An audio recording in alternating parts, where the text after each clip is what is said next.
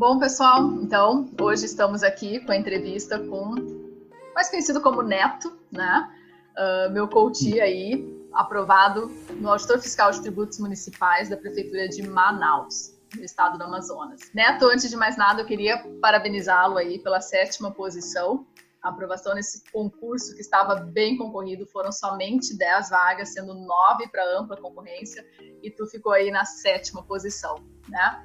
Antes de mais nada, então, parabéns.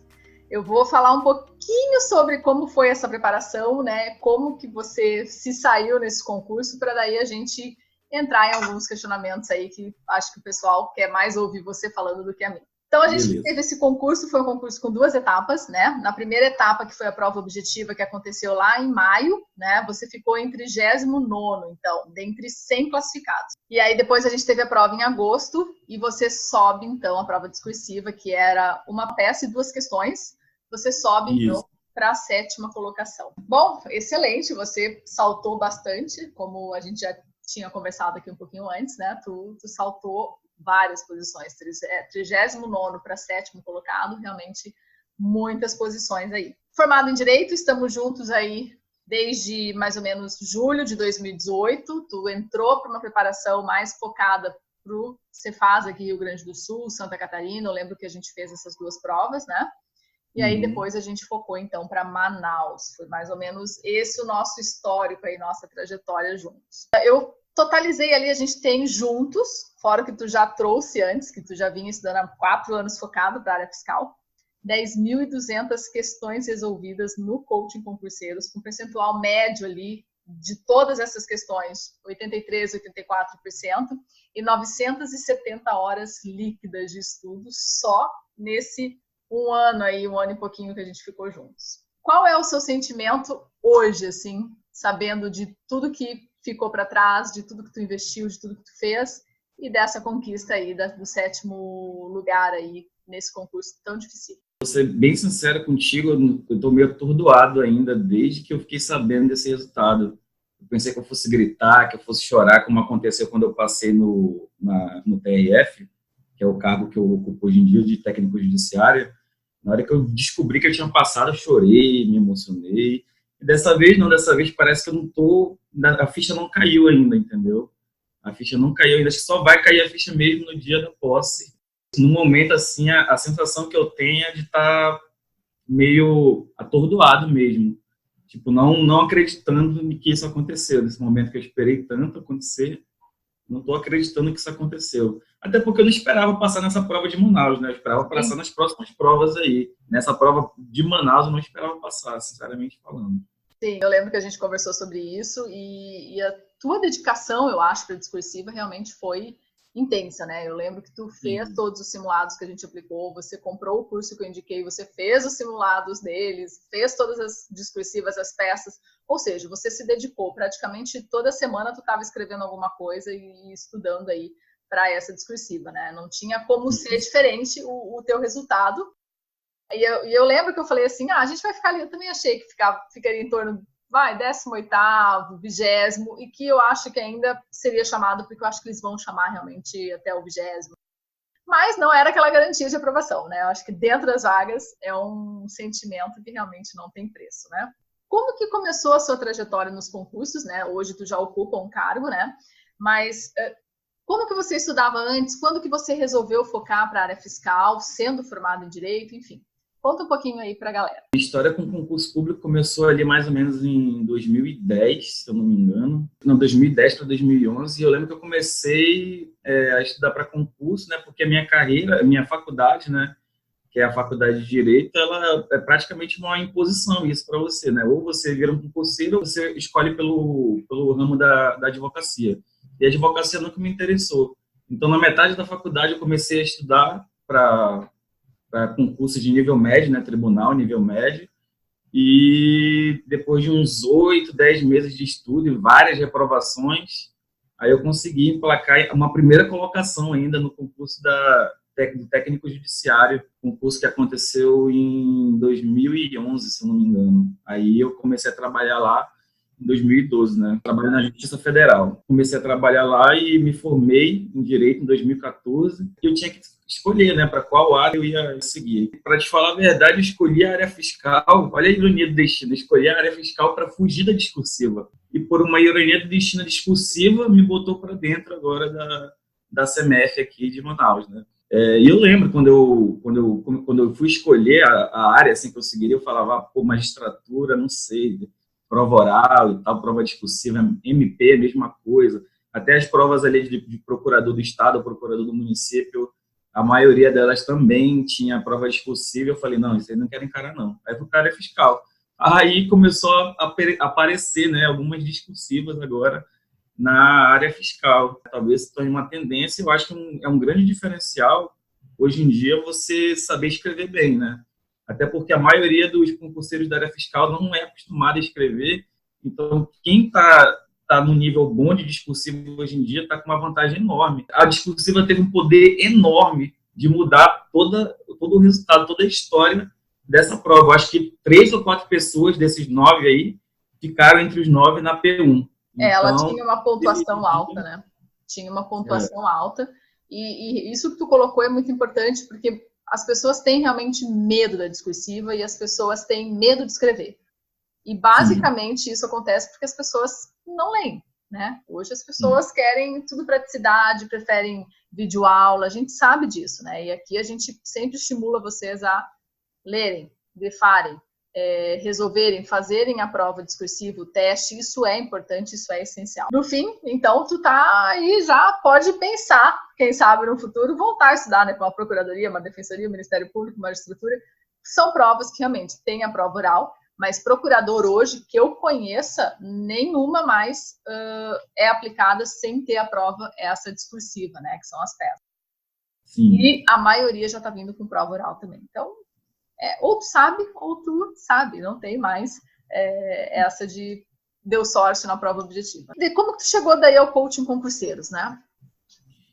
Eu cheguei ao coaching concurseiros porque eu já estava cansado de ser derrotado, né, pelos concursos aí, apanhei muito. Eu acho que eu fiz mais de 10 provas da área fiscal aí e tal, e sempre pegando porrada em tudo quanto era estado, tudo quanto era município aí do Brasil.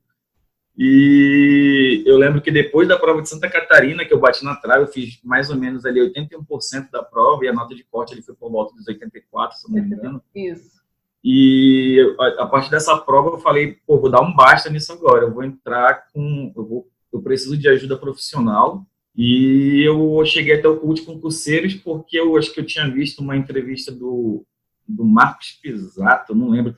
É o cara que passou em primeiro lugar na CAGE, lá do Rio Grande do Sul. Marcos Pisato. Isso. Eu vi essa entrevista dele, aí ele tinha passado em primeiro lugar e isso me impactou, né? Eu falei, pô, o cara passou em primeiro lugar, tava no coaching concurseiros, então eles devem ser bons, né? O meu maior arrependimento foi não ter entrado antes no coaching concurseiros. Eu lembro que, até por uma questão de arrogância minha, eu achava, não vou dar 20 mil reais para esses caras, não vou dar meu primeiro salário para eles, sendo que eu vou passar de qualquer jeito aqui e tal. E devido a essa minha arrogância, eu não contratei vocês antes. Se eu tivesse contratado vocês antes, eu tenho muita fé de que eu teria passado em Santa Catarina. Sim. Entendeu? Eu acho que eu teria passado nessa prova se eu tivesse com a ajuda profissional aí de vocês. Sempre tive uma dificuldade muito grande com a parte do planejamento estratégico, do estudo, saber alocar as horas, saber dividir ali, saber combinar as matérias, tudo isso eu tinha uma dificuldade enorme para consolidar resumos também, revisar, tinha uma dificuldade com isso, e vocês me ajudaram muito nesse sentido, entendeu? Eu consegui sentir a evolução na pele mesmo, assim, tipo, foi brutal, a diferença foi brutal, depois que eu comecei a ser assessorado aí pelo coach concurseiro, né? Que bom, né? A gente fica feliz. A ideia é realmente assim, principalmente você, né? Você veio com um tempo de estudo, não era aquele cara cru, né? Claro que eu brinco aqui com o Marcos Pisato, também não foi assim, mas ele era focado. Pedia para fazer, ele fazia, ele cumpria, eu brigava, ele fazia, né? Hoje ele é coach nosso aqui também. Às vezes a gente é bom, e é o teu caso, você é um cara bom, você entrou bom. Você precisava só de um alinhamento, de uma puxada de orelha, de alguém lá, sabe, te puxando e falando, não, Neto, vamos que tu vai conseguir. Eu lembro que tu veio para o Rio Grande do Sul, tu saiu daqui também um pouco desmotivado, mas era uma outra banca, né? Enfim, era uma outra situação e tu tinha pouco tempo, né, de Santa Catarina para o Rio Grande do Sul para fazer todo esse ajuste. Então, querendo ou não, era outra legislação. Tudo isso computa, né? Claro. Mas para Manaus eu tinha certeza que tu seria aprovado. Eu já estava tranquila e eu lembro que as últimas 2, 3 semanas foram horríveis, que tu não cumpriu a meta, mas tu estava tenso com esse resultado. Eu tinha certeza que tu estaria entre os 10. Mas é bom a gente viver essa ansiedade também, né? Uhum. E em relação, assim, se você fosse colocar para aprovação, o que tu considera como primordial? Tipo, foi primordial na minha aprovação. Claro que essa questão da discursiva aí depois te impulsionou, né, para dentro de fato, mas dentro da sua trajetória do concurso do certame como um todo, tá? Tipo, de Manaus, o que para você foi primordial ou determinante para aprovação? Uma das principais coisas, assim, é a nossa resiliência, né? A gente tentar se manter motivado ali, ou às vezes estudar mesmo quando não está motivado, mesmo quando a gente está triste. Acho que isso é o mais importante. E, paralelamente a isso, eu acho que é a questão de você conseguir perceber a sua evolução. Porque eu acho que não basta você só se dedicar, você persistir, tá? Você tem que sentir essa evolução, você tem que evoluir, porque senão o seu combustível pode acabar no meio da caminhada. Exato. Você pode desistir, você pode, entendeu? Eu estava nessa já praticamente, estava estudando há 4 anos, estou indo para o meu 5º ano de estudo agora, só para a área fiscal, né? Só falando de área fiscal aí, estou indo para o meu 5º ano de estudo, eu não aguentava mais ser derrotado. E eu percebi que eu não estava evoluindo, entendeu?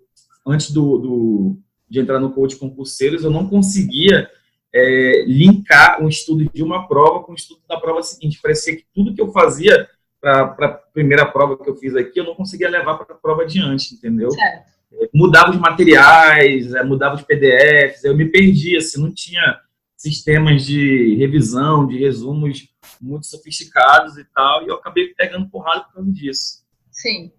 E depois aqui tu viu que era possível tu fazer tudo isso, né? Que a gente conseguiu ter material várias vezes. Eu lembro que tu me perguntava, eu vou comprar agora material novo para esse. Não precisa. Tu vai usar aquele material, tu pode adaptar com as questões. Claro que a banca, né? O foco da banca muda muito e a gente precisa estar atento a isso e precisa se enquadrar naquilo que a banca cobra. Mas você não precisa trocar o seu material toda vez que tu vai fazer um novo concurso, né? E eu acho que as pessoas pecam nisso. Elas entram em desespero. Meu Deus, agora é CESP. Tá, mas tu já estudou tributário para FCC. Agora é só tu manter a teoria e se adaptar à banca, né? E as pessoas não entendem isso. Então, realmente é complicado, né? Uhum. Bom, eu, assim, o que tu pretende agora, né, daqui para frente? O que tu vai aguardar essa nomeação, essa posse? A gente, né, podemos abrir aqui para o pessoal. Você estava estudando, né, para o ISS Rio. Tu tem toda uma questão pessoal em volta aí. Tu pretende continuar estudando? Enfim, o que tu diria também para as pessoas que são aprovadas, mas que não necessariamente estão ainda nomeadas ou empossadas? O que tu sugere e o que tu vai fazer para ti? Pois tá bem difícil estudar depois que saiu a prévia desse resultado, né? Esse último mês aí foi muito difícil de estudar, mas eu não parei. Estou estudando 50% fazendo 50% da minha meta ali, em média, mas eu não parei. Eu acho que o mais importante é isso, é não parar, porque quando a gente para, às vezes a gente não volta mais, né? Às vezes é a última parada que você dá ali. Então, eu acho que o fato de eu não ter parado, apesar de eu estar fazendo só 50% daquilo que eu me propus a fazer, eu acho que isso é muito importante. Eu acho que esse é o recado que eu daria, assim, para o pessoal, por exemplo, que passou na prova de Goiás, que passou na prova de Santa Catarina, que já está fazendo um bom tempo, né? Essa pessoa já deveria ter sido nomeada. Sim. Por questões políticas ali e tal, não sei o quê, orçamentárias, às vezes, as pessoas não são nomeadas. No meu caso, ainda tem uma coisa que é diferente, né? Porque eu sei que muitos concurseiros largam, principalmente na área fiscal, né? Muitos concurseiros largam seus empregos para se dedicarem full time ali a estudar.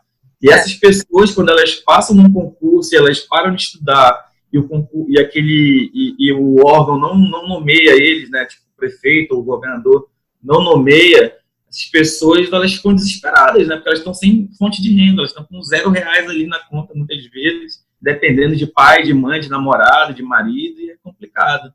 Então, acho que o maior recado que eu daria assim, para o pessoal que já conseguiu uma aprovação é não parar de estudar até o dia da nomeação, até o dia que seu nome aparecer lá na lista dos nomeados.